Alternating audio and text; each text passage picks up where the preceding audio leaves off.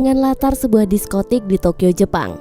Saat itu adalah tanggal gajian bagi para pekerja, termasuk para LC yang sedang menunggu gajian dari manajer mereka. Mari kita berkenalan dengan si cantik berambut panjang ini. Dia adalah Lily.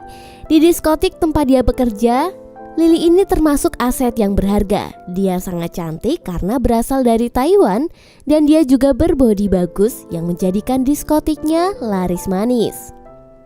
Saat semua orang sedang mengantri mendapatkan gaji bulanannya, ada seorang staf bernama Kenji. Ini dia orangnya. Pekerjaannya adalah seorang supir bar. Namun karena dianggap telah merusak mobil inventaris, alhasil bulan ini dia tidak mendapatkan upah gajinya. Usai para pekerja bar mendapatkan gaji, para LC pun diantar, akhirnya dia pun menerima. Esok paginya, Kenji ingin berterima kasih kepada Lily dengan mengajaknya sarapan pagi. Di sarapan itulah obrolan mereka ternyata nyambung. Mereka bisa ngobrol apa adanya dan menjadi diri sendiri. Lily juga bercerita jika dulu dia punya impian ingin menjadi penari balet.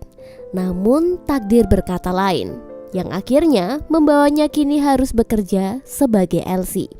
Sejak saat itu mereka pun mulai dekat dan benih-benih cinta pun muncul di antara keduanya. Malam itu seperti dua sepasang kekasih yang dimabuk cinta, mereka pun menutup hari dengan bercocok tanam. Hidup mereka yang awalnya kesepian kini menjadi berwarna. Hingga suatu sore saat mereka sedang jalan, justru Lily lah yang memberikan kejutan untuk Kenji. Dia memberikan tes pack dan bilang, "Mas, aku hamil."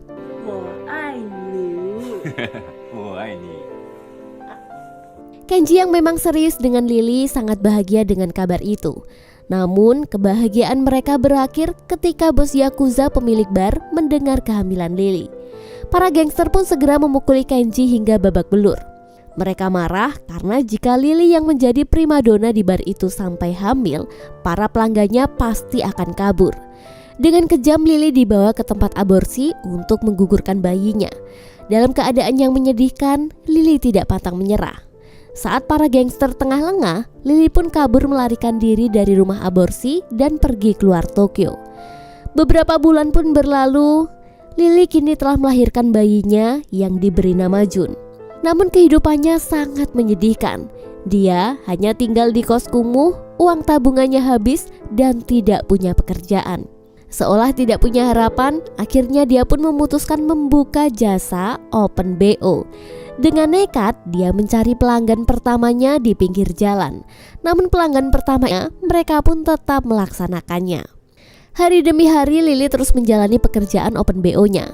Namun, lagi-lagi hari apes tidak ada di kalender ya bun. Pelanggannya hari itu adalah seorang pria botak bernama Kentaro. Ternyata dia tanam, Kentaro malah menyuntikkan narkoboy kepada Lily. Hal itu sengaja dilakukan agar Kentaro bisa bermantap-mantap secara gratis. Dan tentu saja Lily yang terjebak pun akhirnya jadi sering menemui Kentaro dan melayaninya demi bisa mendapatkan narkoboy. Seiring berjalannya waktu, anak Lily yang bernama Jun bertambah besar. Namun hidup mereka makin memprihatinkan. Lily menjadi sangat kecanduan narkoboy, tubuhnya semakin kurus dan tidak terawat. Sedangkan Kentaro yang sudah bosan dengan Lily jadi jarang menemuinya. Hingga tiba hari di mana Lily sakau. Dia nekat meninggalkan Jun yang masih berusia 1 tahun demi keluar membeli narkoboy pada seorang bandar. Kepedihan hidup Lily tidak berhenti sampai di situ saja. Saat dia kembali, dia terkejut melihat Jun sudah berada di luar kos beserta dengan barang-barangnya.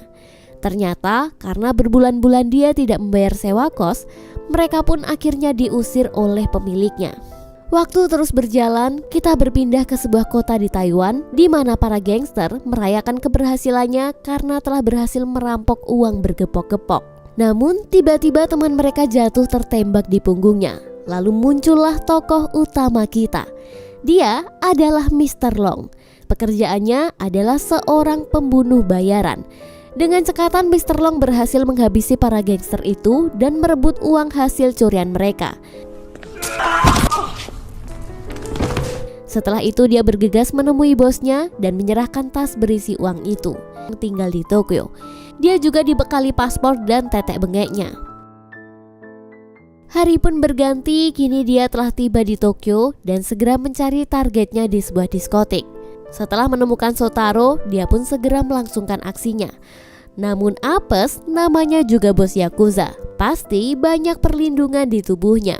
Ternyata Shotaro ini memakai baju pelindung sehingga pisau itu tidak berhasil menembus badannya. Alhasil, Mr. Long pun ditangkap oleh anggota gangster dan dimasukkan ke dalam karung lalu dipukuli hingga babak belur. Dia pun akhirnya dibawa ke tepi jurang.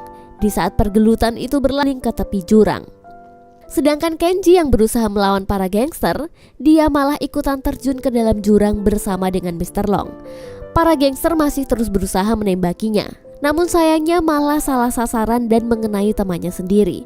Sedangkan nasib Kenji, dia sempat ikut menolong membukakan ikatan tali pada Mr. Long. Sebelum akhirnya dia ikut dihabisi oleh para gangster hingga tewas. Mr. Long akhirnya berhasil kabur meskipun sempat terkena tembakan pada perutnya. Di tengah hujan di kota Tokyo, akhirnya Mr. Long berhasil kabur dari kejaran para gangster karena dia bersembunyi dengan masuk ke dalam sebuah mobil pickup. Hari pun berganti, Mr. Long yang menumpang di dalam mobil pickup itu akhirnya tiba di sebuah kampung kumuh yang kebanyakan penghuninya adalah imigran Cina, di mana kebanyakan penghuni di sana adalah para pemakai narkoboy. Sungguh kampung yang madesu. Mr. Long yang sudah lemas akhirnya istirahat di atas seng bekas. Beberapa saat kemudian datang bocil yang membangunkannya dan memberikan minum. Lalu bocil itu pergi lagi dan balik lagi sambil membawa obat-obatan.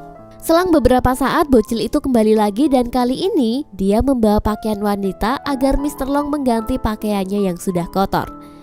Selang beberapa saat terdengar petani yang sedang mengejar si bocil yang telah mencuri sayuran darinya. Karena Mr. Long sudah sangat lapar, dia pun mengambil sayuran itu dan menemukan rumah yang masih memiliki air bersih. Meskipun kondisinya sudah sangat tidak layak huni, namun bisalah ya jika dia masak di sana. Dia pun segera mengambil umbi dan daun bawang hasil curian si bocil. Tak lupa, dia juga mengais panci dan sotil bekas di sana. Beruntunglah dia menemukan 2 toples berisi garam dan gula. Pagi itu Mr. Long membuat sarapan dengan peralatan seadanya. Dia juga memberikan semangkok untuk si bocil. Saat mereka sedang sarapan, Mr. Long kaget karena si bocil ini ternyata bisa bahasa Cina seperti dirinya. Selang beberapa saat terdengar wanita memanggil yang ternyata dia adalah Lily. Jadi bocil yang baik hati tadi adalah Jun yang kini sudah tumbuh agak besar. Ternyata Lily memanggilnya untuk membelikan narkoboy karena kondisi Lily sedang sakau. Jun yang masih belum mengerti apa-apa menuruti permintaan biasa dengan kebiasaan ini menyamarkan narkoboy itu dengan memasukkannya ke dalam sebuah mainan. Dari kejauhan ternyata Mr. Long membuntuti Jun dan merasa prihatin melihat hal ini. Namun Mr. Long datang dan segera merebut barang haram itu.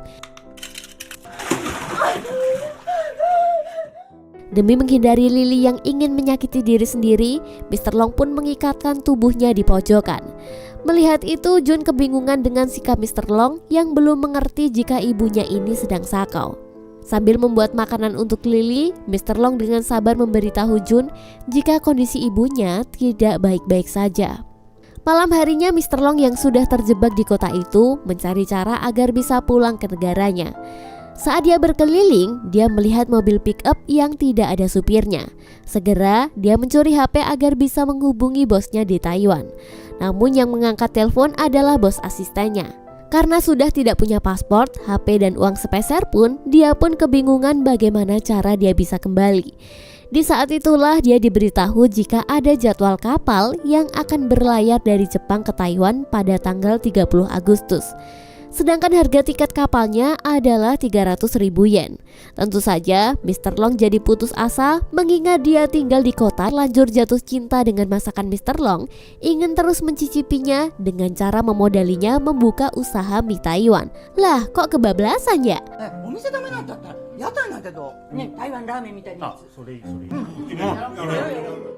Tapi namanya juga rezeki, masa mau ditolak? Saking niatnya, ada yang bersedia menyalurkan listrik di rumahnya, memberikan gerobak dan perabotan yang tak terpakai. Sesampainya di rumah, Mr. Long juga membuat bubur untuk diberikan kepada Lily yang masih dalam keadaan dipasung. Setelah itu, Mr. Long menyalakan lilin dan ngepet. Oh, tidak. Maksudnya merenung. Secara rumahnya belum terpasang listrik ya guys, jadi dia menyalakan lilin. Di tengah kegelapan itu dia merenung dan melihat beberapa lembar uang yang didapat dari tetangganya. Dia pun seolah mendapatkan harapan untuk bisa beli tiket kapal agar bisa pulang ke Taiwan sebelum tanggal 30 Agustus. Esok paginya, Mr. Long ditemani Jun duduk merenung memandangi gerobak pemberian tetangganya. Setelah itu, berbondong-bondong tetangga lain datang dan membersihkan rumahnya. Pokoknya semua menjadi beres. Dibikinin gerobak, dibeliin bahan baku jualan, dipasangin listrik, dan diberi tanaman-tanaman bagus. Wah, Mimin juga mau punya tetangga sebaik ini. Sebagai orang yang punya kehidupan yang keras, tentu Mr. Long hanya bisa bengong melihat kebaikan dari semua tetangganya. Malam harinya, terlihat Lily yang sudah mulai membaik sedang menikmati bubur buatan Mr. Long. Sedangkan Mr. Long sendiri sedang menghitung hari apakah cukup dia mengumpulkan uang 300.000 yen dalam 4 hari. Esoknya Mr. Long dengan semangat berjualan mie Taiwan di depan kuil. Jualan itu ternyata langsung ludes. Bahkan salah satu tetangganya mengajak sesama fans parfum band untuk menyemangati Mr. Long saat berjualan. Alhasil Mr. Long yang introvert ini pun dibuat malu olehnya. Usai berjualan, mereka pulang dengan hati gembira. Dan sebagai reward, mereka pun menikmati es krim bersama di pinggir sungai. Malam harinya, Lily menatap Jun anaknya sambil menikmati bubur buatan Mr. Long. Dia sedih karena tidak bisa memberikan keluarga yang utuh bagi Jun. Sedangkan Mr. Long dengan semangat dia kembali membuat mie untuk bahan jualan besok pagi. Hari berganti, dengan masih ditemani oleh Jun, Mr. Long berjualan lagi di depan kuil. Kali ini makin laris jualannya saking lezatnya mie Taiwan ini. Bahkan ada yang sengaja memotretnya untuk upload di sosmed. Namun Mr. Long yang misterius berusaha untuk bersembunyi. Sorenya, seperti biasa dia mengajak Jun makan es krim di pinggir sungai. Lanjut malam hari, Long kembali membuat bahan baku dan istirahat. Namun dia mimpi buruk. Dia bertemu ketua gangster yang mentertawakannya. Lalu dalam mimpi itu, ketua gangster menghabisi tetangganya satu persatu. Jelas mimpi itu membuatnya menjadi sangat gelisah. Pagi pun tiba, terlihat Lily sudah sembuh dari kecanduan narkoboynya. Sedangkan Mr. Long dan Jun masih seperti biasa, mereka dengan semangat berjualan. Malam harinya mereka diajak menonton drama musikal di kuil. Tetangganya yang mendapatkan juara 3 mendapat hadiah tiket wisata mengunjungi Wonderland. Dengan sukarela, tetangga itu pun memberikannya kepada Jun agar bisa pergi bersama dengan Mr. Long dan Lily. Bahkan tetangga yang baik itu juga meminjamkan kamera.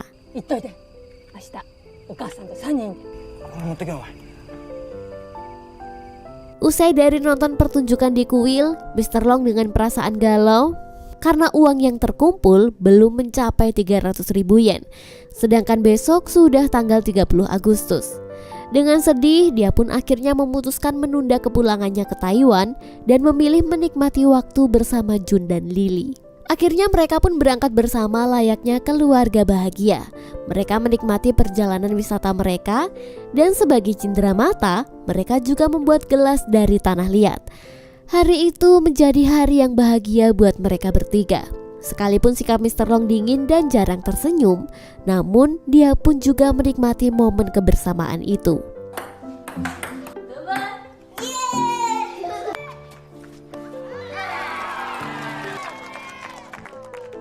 Hari berikutnya ya masih seperti biasa. Mereka kompak mendorong gerobak untuk berjualan mie ayamnya. Di tengah kebahagiaan itu, tanpa sadar, dari kejauhan mereka dilihat oleh si botak Kentaro. Lagi-lagi si botak ini. Lily yang ketakutan berniat untuk kabur melarikan diri dan pulang ke rumah. Namun apes, ternyata Kentaro sudah ada di rumahnya. Kentaro bilang bahwa dia sedang mencari Mr. Long dan tidak menyangka jika Mr. Long sedang dekat dengan Lily. Lily yang ketakutan berusaha kabur, namun sayangnya tidak bisa. Alhasil, dengan kejam Kentaro lagi-lagi memperkaosnya dan menyuntikkan barang haram itu lagi. Hidup Lily yang tadinya mulai membaik kini dihancurkan lagi bergangster. Melihat itu dengan terpaksa, akhirnya Mr. Long pun menghajar mereka satu persatu. Tetangganya yang mendengar keributan itu berusaha melerai. Namun alhasil, mereka pun ikutan dipukul oleh gangster. Dan pertarungan pun tidak terhindarkan. Dengan berbekal pisau yang ia bawa dari Kenji, Mr. Long menghabisi mereka satu persatu.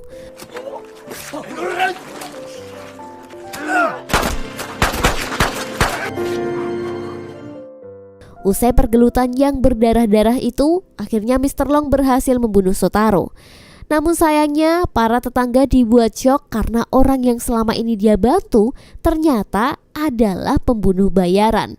Demi keselamatan bersama, mereka pun terpaksa mengusir Mr. Long agar kembali ke negaranya. Akhirnya, mereka pun berpisah.